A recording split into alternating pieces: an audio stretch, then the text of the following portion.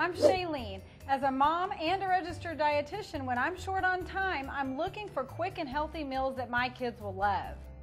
And I'm Chef Dave. Shalene and I will be sharing how to use 2 simple ways to deliver one-dish meals. That's right. We're going to show you how to use a skillet and a stock pot, and those will be your biggest allies in the kitchen.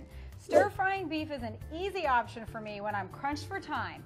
All I need is lean beef, fresh or frozen veggies, and long grain rice or whole grain pasta, and I'm ready to go. Okay, well, let's start. Our first step is, and I've already started, by cutting our top sirloin steak in here into thin, uniform strips.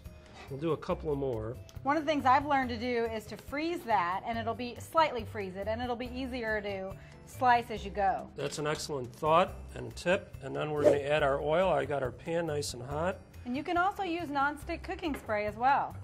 We're just going to swirl our oil around in the pan to get it evenly distributed. And then what we're going to do is take our beef strips, and we want to cook our beef in batches. And that's the sound we want to hear. I love that sizzle. That sound of the sizzle. Yum. Okay, so we're adding our beef in batches here.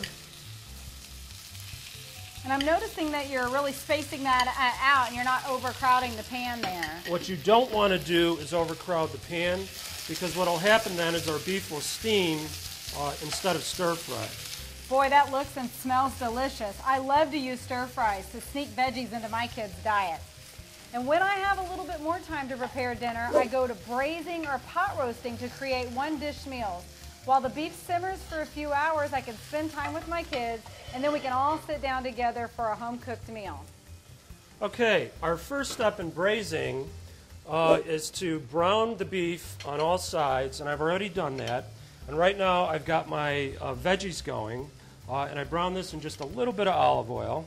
Now, Dave, you could have added flour to that as well before you browned it. I absolutely could have, and we always use flour with round cuts. It helps to promote our browning. Okay, now that our beef is in there, it's sizzling away with our veggies, the next thing I'm going to do is add our cooking liquid. Today I'm using a low-sodium beef broth, but you could also use such liquids as wine, beer, cider, and even water, or a combination of those liquids. Is there a rule of thumb for the liquids that you add to it? For Well, how much? you don't want to add too much liquid. We don't want to submerge the beef in the liquid. About a half cup to 2 cups is just perfect. All right, we're at a nice rolling boil now. So what I'm going to do is take this down, turn our heat down to low, cover, and we're going to let that simmer for about 2 hours.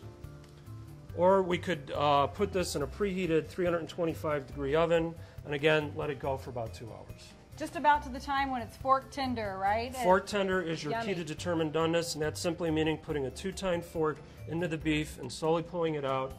You know your beef is at fork tender and ready to go. Another important tip is that it's not necessary to turn the roast while you're cooking it. And as a busy mom, I love that because this doesn't require a lot of tending to or high maintenance. No. You can help the kids with homework, do some things around the house, and the aroma will get everybody ready to sit down for a great beef dinner. Yeah, that's great. And when the beef is done, it can be removed from the pot and kept warm.